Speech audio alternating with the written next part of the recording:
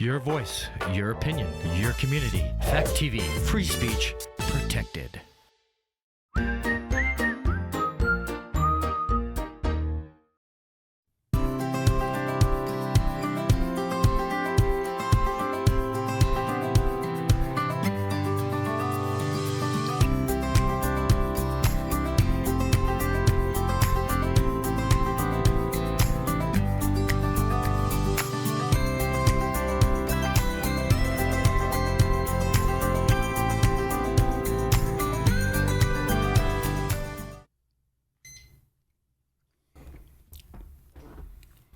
Hello, welcome to The Long Road. I'm your host, Kris Roberts, and I'm glad to be here. And for all the people that are watching, even if it's only one, I appreciate their time, and hopefully I don't waste your time.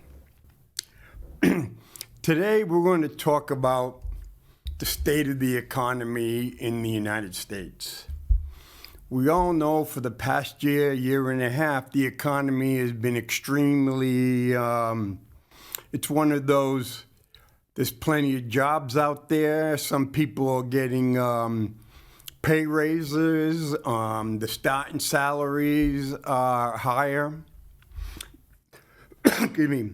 But on the other hand, is the cost of living is extremely high, and it really doesn't look like it's going to go down. Yes, you have some things like, okay, now the price of eggs are not as expensive as they were. Some other items have come down, but most of the items have stayed up there in price. Or it's almost impossible to find a 16-ounce pound. A lot of things are going down to 14 ounces. So there's a lot of shrinkage. Even when I went to go buy tissues for my wife to take to work, I noticed that what used to be 64 tissues in the box, same size box, but now it's 60. So you think, what the heck is 4 tissues?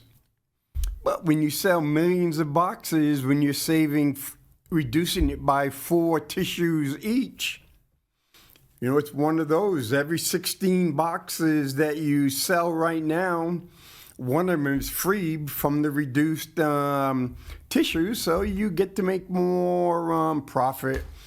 And how many people know the difference between 60 or 64 tissues unless they read the fine print on the box? Okay. Who controls a lot of things in the United States? For people who have studied American history, you will see that America has gone through a lot of booms and busts, recessions, depressions, and it kept going. People would come up with the next best thing. No different than the dot-com bubble of 2000, no different than the housing bubble of 2008, 2009. And so the country was trying to figure out, how can we control these recessions? How can we prevent depressions? There was a fight from the beginning of the country. Should the United States have a national bank? It did have a national bank for a while. Then people like Andrew Jackson didn't want a national bank. So it kept going back and forth to whether we would have a national bank or not. And then we came up to a system where there were banks all over the country. And the banks, a lot of these banks printed their own money, their own paper money. So the big question was this paper money worth anything when you went to another bank? Because the Constitution only directs that the United States government would produce metal coinage.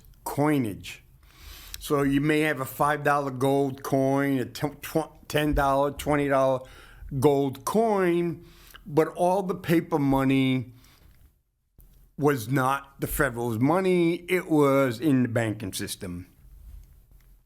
So early in the 20th century, what they did was they decided to create the Federal Reserve. The Federal Reserve is unlike most federal agencies. The chairman of the board, the presidents, the vice chairs, all those are appointed by the president and confirmed by the Senate. But there's a really tough question is who they work for. If you were to look on your dollar bill, you would see a letter on the dollar bill. Each one of those letters calls a Federal Reserve district. San Francisco, St. Louis, Atlanta, Boston, New York, I think it's Philadelphia. And so what happens is all the banks, for example, that are in the Boston district all work together. And the funny part about it is the Federal Reserve are made up of all these member banks. And none of these member banks are controlled by the United States government. All these member banks have one thing. Their goal is to make a profit. Okay? And with that goal is to make a profit, so the Federal Reserve may say, well, okay, you need to have 10% of, so if you have $100 in your bank, and the Federal Reserve may go, you know what? All the banks in the Federal Reserve System have to have 10% of their assets on deposits on hand at any one time. So if you have $100 in if I'm a bank, I have $100 in my bank of deposits. When my bank closes, I have to have at least $10 in that bank. Plain and simple. That is part of the rules.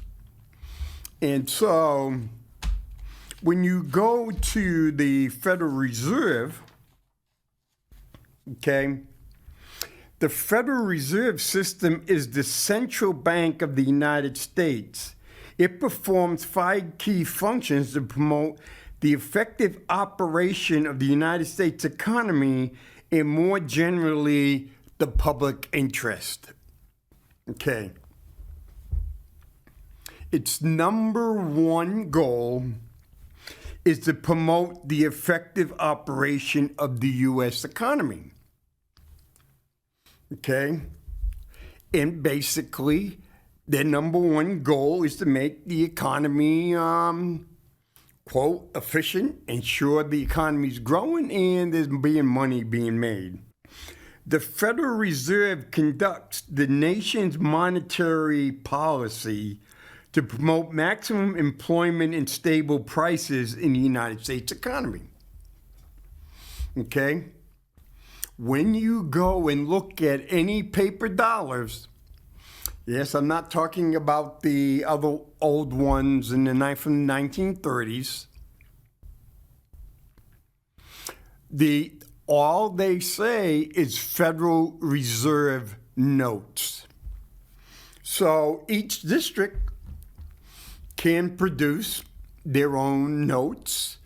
They're all the same, but they just got a different number on them. A letter on them. And if they say, oh, there's not enough money out there, they can print more and put it out. When their goal is to promote maximum employment,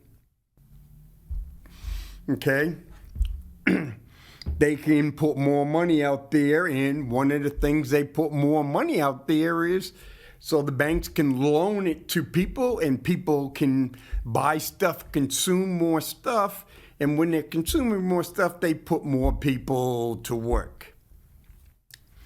The number 2 is promote the stability of the finance system and to seek to minimize and contain some systematic risk through active monitoring and engagement in the United States and abroad. Okay? Again, the Federal Reserve policies is they can switch their policies any which way they want, quote unquote, to ensure what they decide is financial stability. Next is promote the safety and soundness of individual financial institutions and monitor their impact on the financial system as a whole. Okay? As you can know,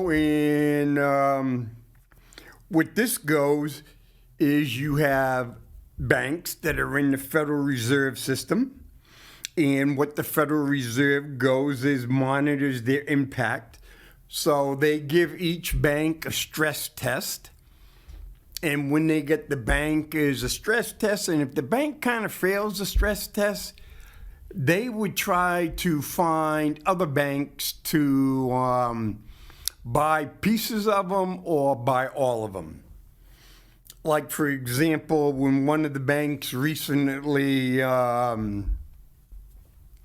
failed, Citizens Bank bought them basically on a penny on a dollar because the FDIC, which is an insurance program that all banks have to pay into, covered the losses suffered by the individual savers.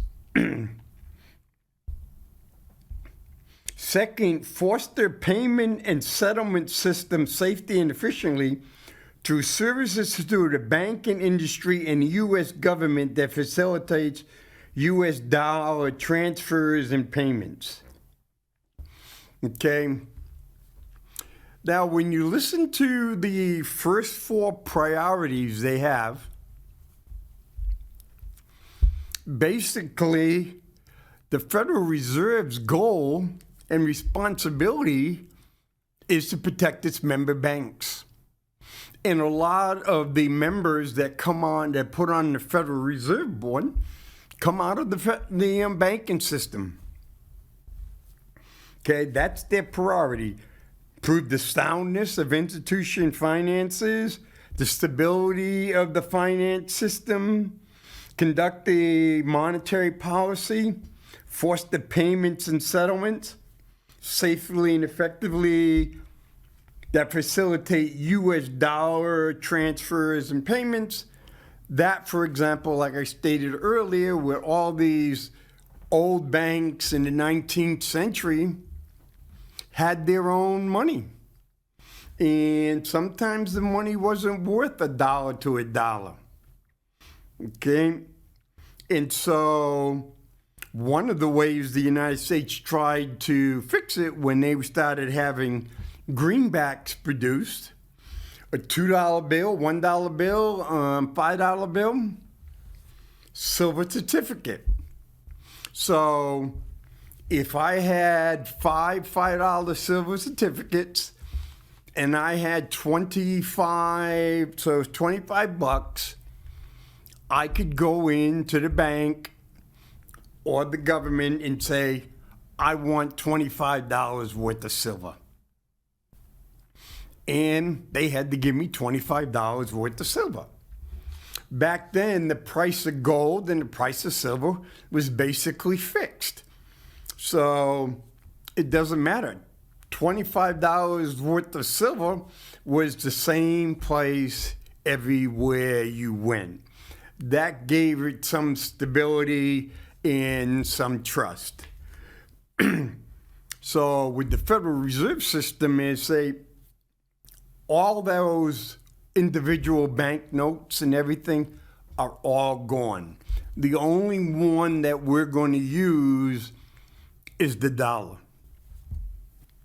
And because you go the way it was that way, so now if you go to the bank and you have $1,000 and say, I want $1,000 in Canadian dollars, or $1,000 in Japanese yen, or $1,000 in Chinese yuan, the bank takes your $1,000 and it gives you the equivalent foreign money, and the bank knows that it's going to get its money back for what they just did, the transaction. The final one is promote consumer protection and community development through consumer-focused supervision and examination, research and analysis of emerging consumer issues and trends. Community economic development activities and administration of community laws and regulations. Because what the Federal Reserve understands is that the United States economy is a consumer economy.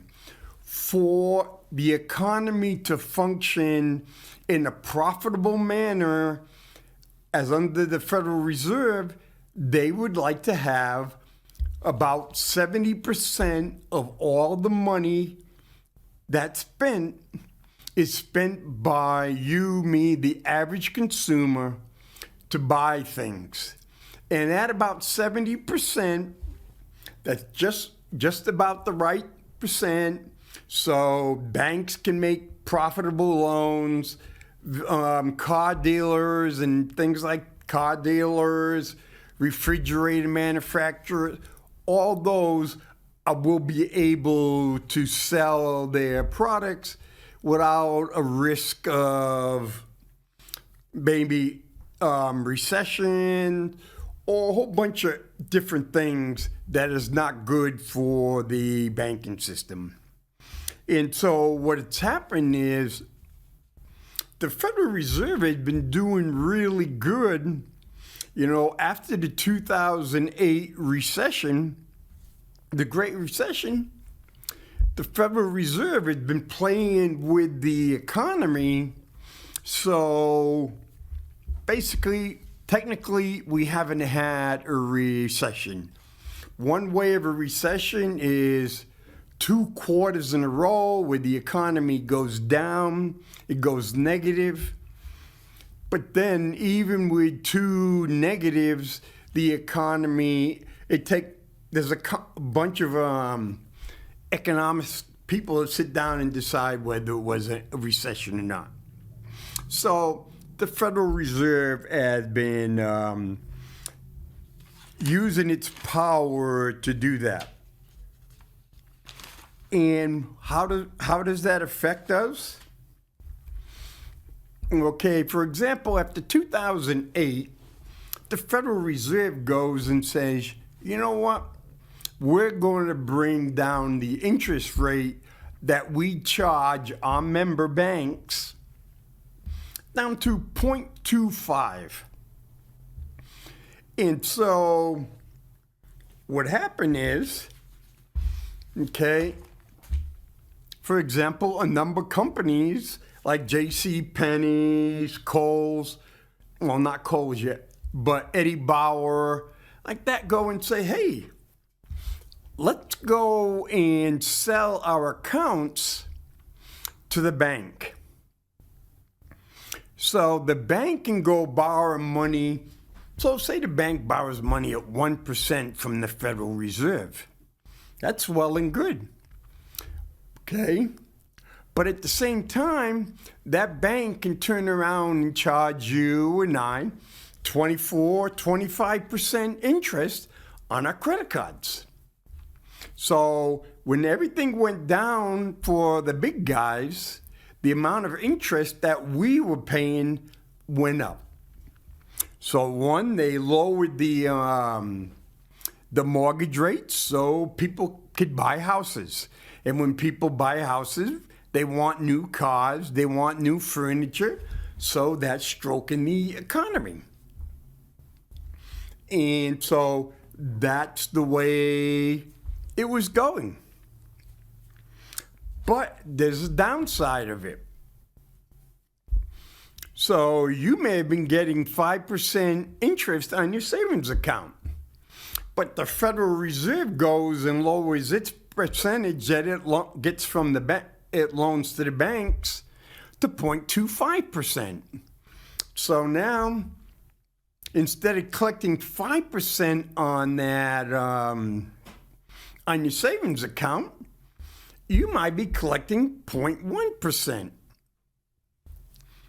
So what was happening is the Federal Reserve was helping the big guys, and while it was helping the big guys, it lowered the interest that you and I were getting onto savings. Okay, so people couldn't make money on savings, and there was a lot of stuff they couldn't make money on. So what was happening was retirement funds and other types of funds were pouring the money into the stock market because that was the only place to go. That caused the stock market to go up and up and up, and that helped create millionaires and billionaires and all that other kind of stuff because they owned stock, and price of stock kept going up and up. You know, Google for a while was like $1,000 a share. Well, you know, I only have to own 1,000 shares of Google, and all of a sudden I'm a millionaire. And so that what was happening. And so we created a small group of people going up. But everything was going according to the Fed's plan, because it wanted to keep inflation at 2%, keep wages down, and bingo. Then everything was the member banks. There was basically very few failures, and that was the banks were making record profits. The stock market was reaching new highs. Everybody was happy. And two things did. Well, the problem was the debt was about $6 trillion. But the federal government kept increasing its debt. 8 trillion, 10 trillion, 15 trillion, 20 trillion, 25 trillion, 30 trillion. Now, because the Fed wants to keep it under wraps, the Fed keeps the interest really low. So if you want to buy U.S. Treasuries, they were really low. So the federal government had to pay very low interest on its debt. So it kept refinancing. It was kind of like I have $5,000 and I get this credit thing. It says, hey, you know what? Transfer your $5,000 to my account in my bank, and I won't charge you any interest, or say I'm going to charge you 1% interest for the next 18 months.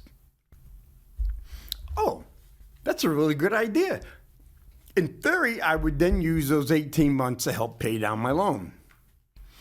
But the federal government said, nah. Maybe I go, well, I don't have to. So after 18 months, I'm up to $10,000. Another bank comes and says, hey, I will pay, or other people will buy treasuries and say, hey, come to me. I'll transfer the $10,000 to me, and you only have to pay 1% interest. Well, from 2008 to 2019, this is the way it was going. the federal government, Congress, they didn't care. Because, hey, they would say, well, interest is really low. So federal government's only paying about $200 billion a year in interest. So the interest wasn't really going up very much. The interest payments, which is the mandatory payment, wasn't going up very much as the federal government got deeper and deeper in debt. Because by the way the Federal Reserve was doing it, they said, the federal government can't raise taxes. We don't want them to raise taxes, but how do we finance the debt? Well, simple. We will just lower the interest payments for everybody. If they have CDs, we'll give them 0.5% on a 5-year CD, maybe 0.25% on a 2-year CD. So the average American person who had any savings in the bank or had CDs in the bank were getting a backdoor tax to help pay for the increasing interest payments on the debt. Then came COVID. Well, going back, it's one. So when the housing market crashed, the Federal Reserve said, hey, we got to do something. So the Federal Reserve went to the banks and says, hey, you know what? We will buy all those mortgages from you. So that way you don't get stuck with defaults and all that kind of stuff. So every month, the Federal Reserve was buying like $50 billion in mortgages from the banks. So the banks didn't have to pay for the mortgages. The banks had no losses. They made their money and they kept selling. So if they made some bad loans, hey, we'll just sell the packages to the Federal Reserve. And the Federal Reserve kept buying and buying and buying. But you go, wait a minute, where did the Federal Reserve get the money to buy these bad loans? Or even if they were good loans, but the banks needed the money. Well, you got to remember, it's the Federal Reserve that prints money. So it kept printing money.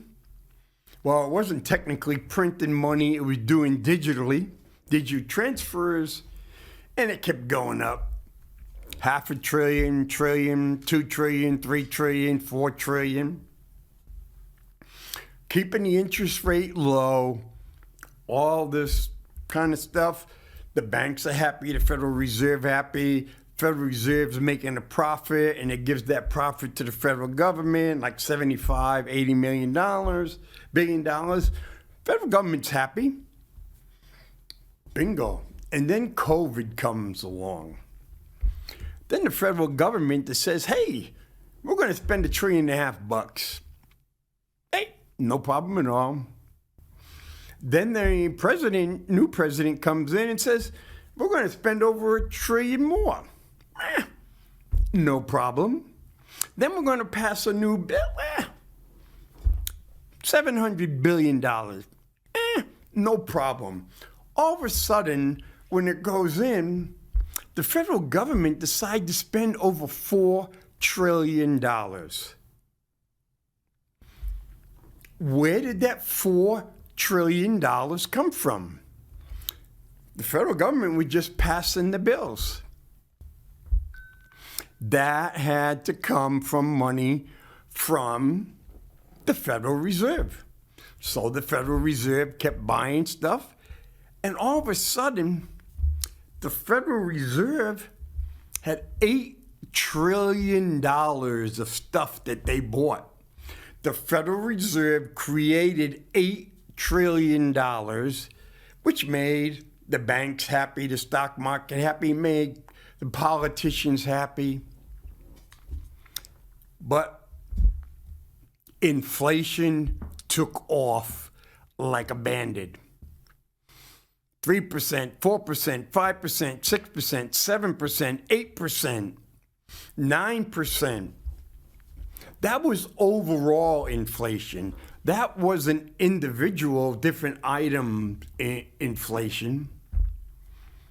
And so the Federal Reserve goes, oh, wait a minute. The economy is going to kind of collapse. So the Federal Reserve is buying all this stuff, creating money, buying this stuff, and that's what's called liquidity. And the Federal Reserve is creating liquidity. So there's plenty of money around.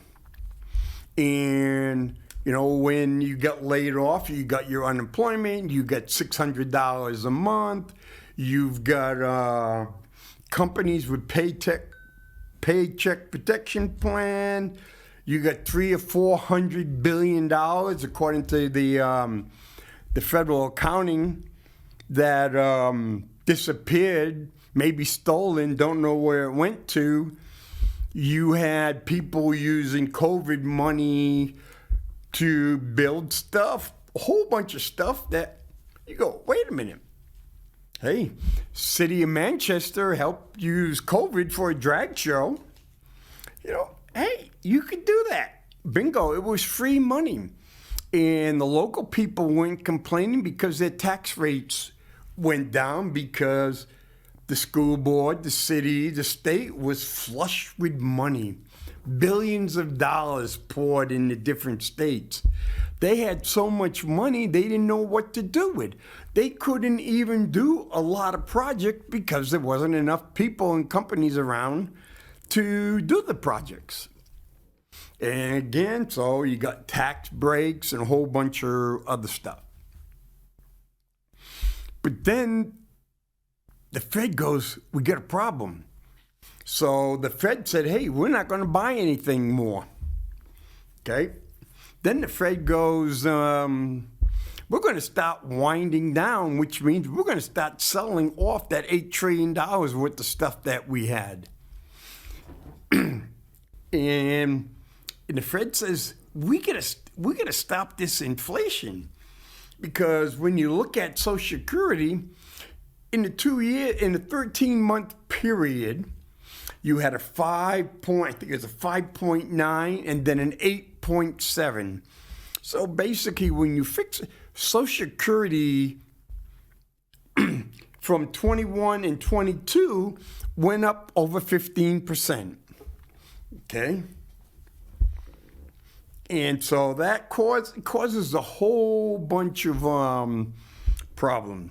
But the Fed goes, hey, we got to slow down inflation. Okay? Interest rate goes up and up and up and up. But then all of a sudden,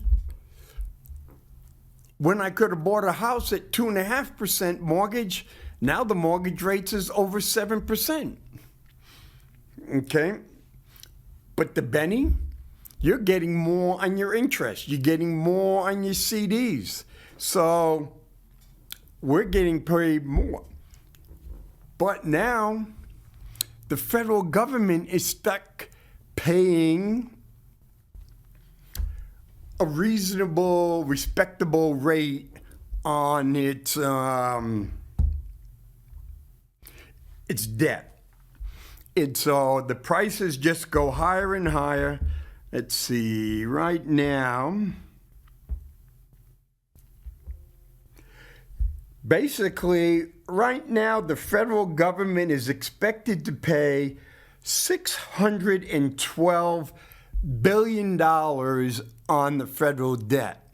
Because the interest rate is risen so much, basically the amount of money that the federal government is going to pay on the debt this year is doubled. So the federal government is going to pay $300 billion on the debt. Well, the federal government doesn't have $300 billion to pay on the debt. So the federal government will then say, hey, we're going to take a whole bunch of these treasury bills and recycle them. Yeah, we're going to have to pay more, but you know what? Someone, a whole group of people will take $300 billion worth of these and say, don't worry, we'll cover the cost for that. You only have to pay us 3% instead of, in some cases, less than 1%. And so what it's looking right now is basically 10 to 11 cents out of every dollar that the federal government is going to be spending in this year's budget will be interest. Give you an example. Okay. Department of Defense, $788 billion. Interest on the debt, $612 billion. And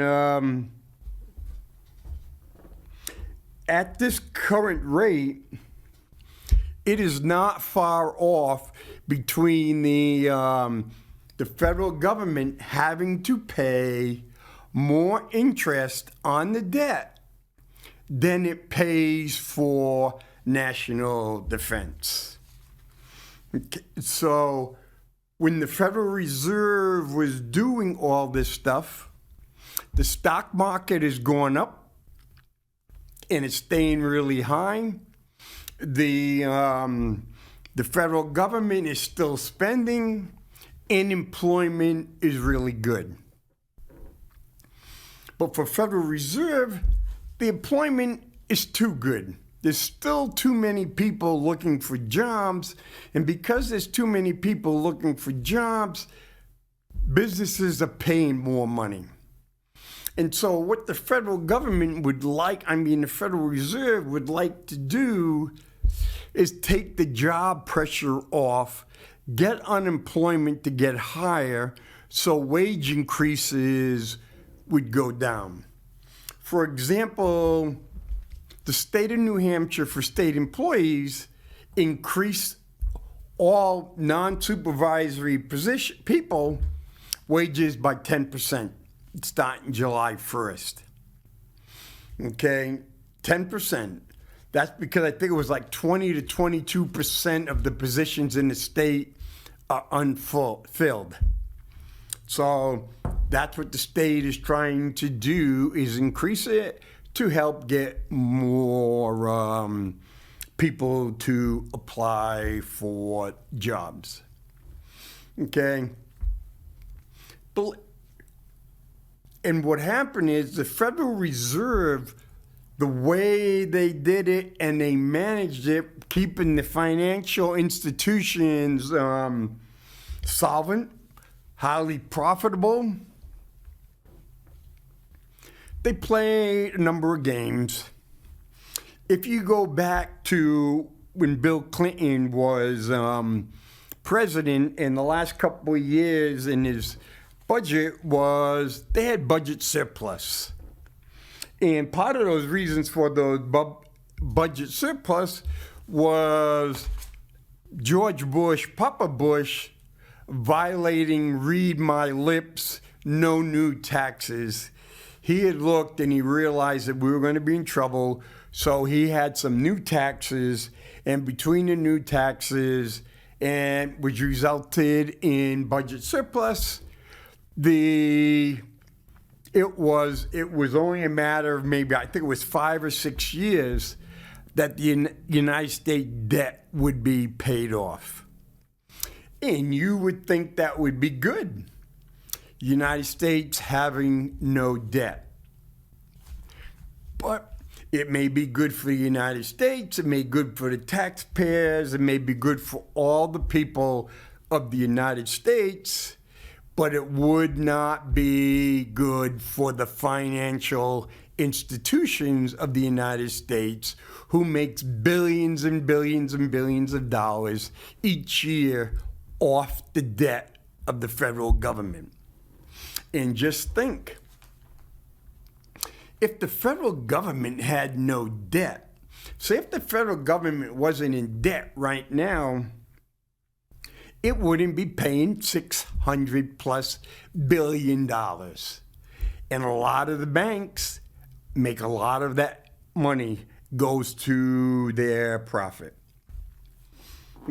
So when the Federal Reserve was doing this really balancing act to ensure that their banks stayed stable, ensure that their banks were profitable, ensure that the United States consumer was consuming more than they can afford, and the federal government was spending more than it was taking in. So when you look at that, the Federal Reserve did what it was supposed to do for the United States government and the financial institutions. It didn't do much for the average American citizen, but it did what it was supposed to do for the institutions and the government. And how did they do it? Okay, look at it this way. In the year 2000, the magic number was $31,880. 50% of the American workers made more than that, and 50% made less than that. Okay? In 2023, this year, right now, that magic number is $35,915. Think of that again, $35,915. And that means in 23 years, the median income only rose $4,100. So that means it only rose by about $175 per year. The Federal Reserve was doing its job, because when it goes and says they don't want the economy to run too hot, and one of the ways to do that was make sure wages didn't increase quickly or too much. Okay, President Biden talks about how he's created more jobs than any other president in the history of the country, and we're doing really good. Well, his numbers are off the lows of COVID. Okay? In the year 2000, there was 160.5 full-time workers in the United States. 160.5 million workers. Today, there's 162.3 million workers in the United States. Just think of that. In 23 years, the number of full-time workers in the United States is only increased by 1.8 million people. 1.8 million people in 23 years. That is like a job increase of about 75 to 80,000 additional jobs every year. Again, politicians on both sides of the fence, oh, we're doing this, we're doing that. they play with short-term numbers to make it look like they're doing really good. And then they go in and say, oh, we like to use percentages instead of actual numbers. And so when you look at the number of people who are working now and you look at the number of people that were working before COVID, it's only a slight increase. The reason the unemployment rate is so low, a lot of people say, screw it, I'm not going to work. I'm not going to look for a job. Once you're no longer collecting unemployment and you're no longer looking for a job, you're not counted in those statistics. So if you were to go look at the number of people, okay, like looking at the number, they say a little bit more than 6 million people are unemployed in the United States. That's 6 million people. Those are people collecting unemployment. Those are people who are actually looking for jobs. But the real number of unemployed is almost 11 million, which means about 4.5 million people have said, nope, I'm not working. Okay? And in certain cases, when you look at the median wage of $35,915, you may fall into the category, if I get food stamps, if I get subsidized housing, I get Medicaid, as long as I don't work, why do I want to work? You know, it is really hard to convince somebody to work 40 hours a week, 52 weeks a year, when they can get more benefits by not working. So if I make, say, $40,000 a year, I got to pay my taxes, I have to pay for health insurance, I got to do a whole bunch of this stuff, I got to pay for Social Security. Hey, yeah, but if I get subsidized housing, I get food stamps, and I get some of the other stuff, I don't have to pay taxes on that. I get a whole bunch of bennies. But, you know, we'll go and look at some of the, one other thing. In the year 2000, you could go out, the average price of a new car was $22,355,000. That's it. $22,355,000. You know what the average price of a new car is today? $51,427. So the price of a new car is going up $29,000 in 23 years.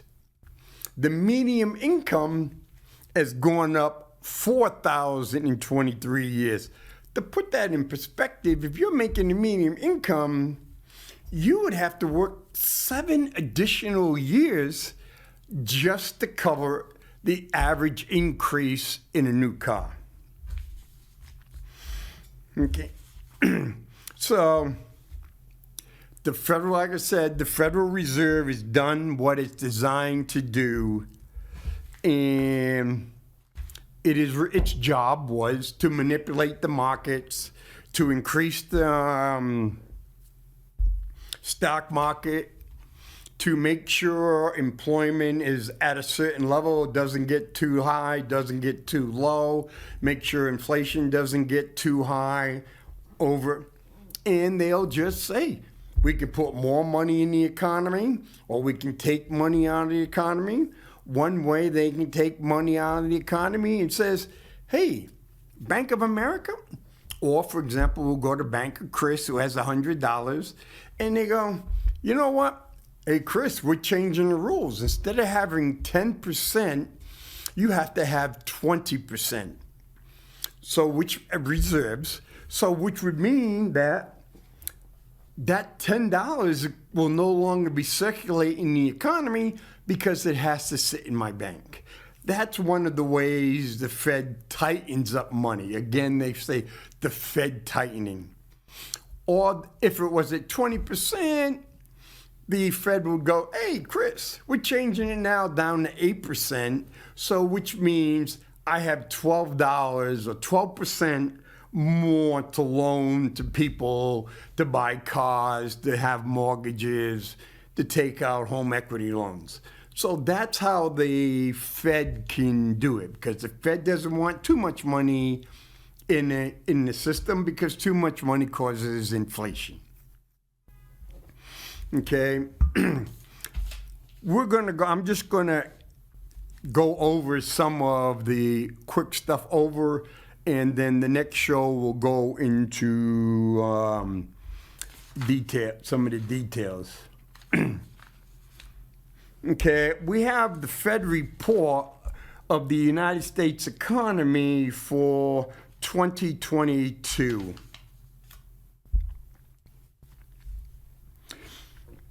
The first finding is overall financial well-being declined markedly over the prior years.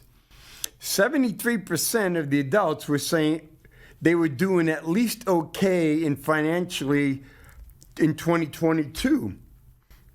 That was compared to 78% in 2021. The share of adults who said they were worse off financially than a year ago raised to 35%, the highest level since the question was first being asked in 2014. So from 2021 to 2022, 35% of the households said they're financially worse off than they were the year before, the highest recorded.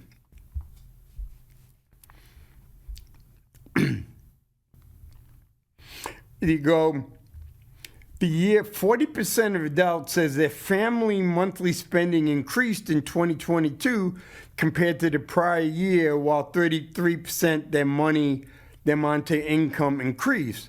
While some adults saw both their spending and income increase,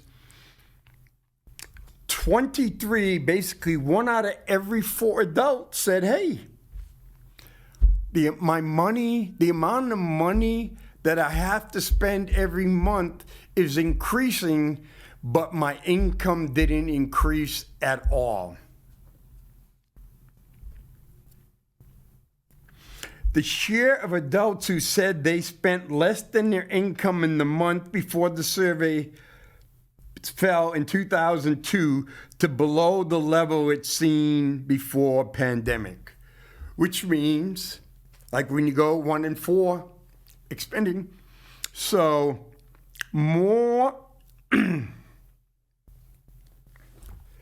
so the share of spending less than income. Employment, strong labor market, 1/3 of the adults received a raise or a promotion in 2022. 13% have asked for a raise or promotion. This compares to 30% who received the raise and 9% who asked for one in 2021. Among those who asked for a raise in 2022, 70% said they received one.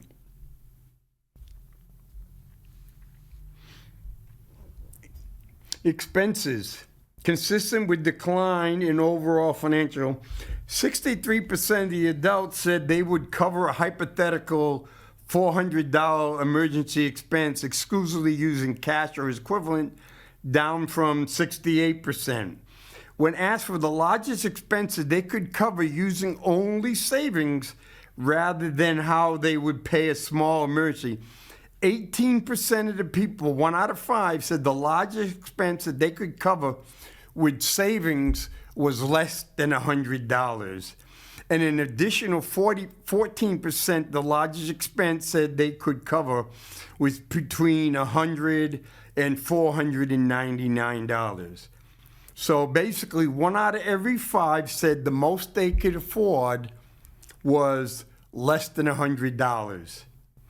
Another 14%, 1 out of 7, said the largest expense they can afford was between $100 and $500. How did inflation go? Nearly 2/3, pretty close to about 65%, stopped using the product or used the product less because of inflation. 64% switched to a cheaper product, and over one half, 51%, reduced their savings in response to higher prices. So, while the Federal Reserve has done what it's done to protect the savings institution, the banking institutions, the inflation has really done havoc on the American people. Like, for example, 51% of the people in the United States who have been saving money had to reduce the amount they put into savings just to cover their daily expenses. 64% have stopped using a product or use it less. Hey, go by Mr. G's. See how jam-packed Mr. G's is. See how you can see some pretty well-dressed people going to the dollar store. People that you would never seen in the dollar store or Dollar Tree. The middle class is definitely suffering as a result of a lot of things that the Federal Reserve has done to protect the financial interest and to ensure the growth of the stock market. Well, that's all I have for today. In my next show, we'll do a deeper dive in how it's affecting the average American like you and I. So have a good day.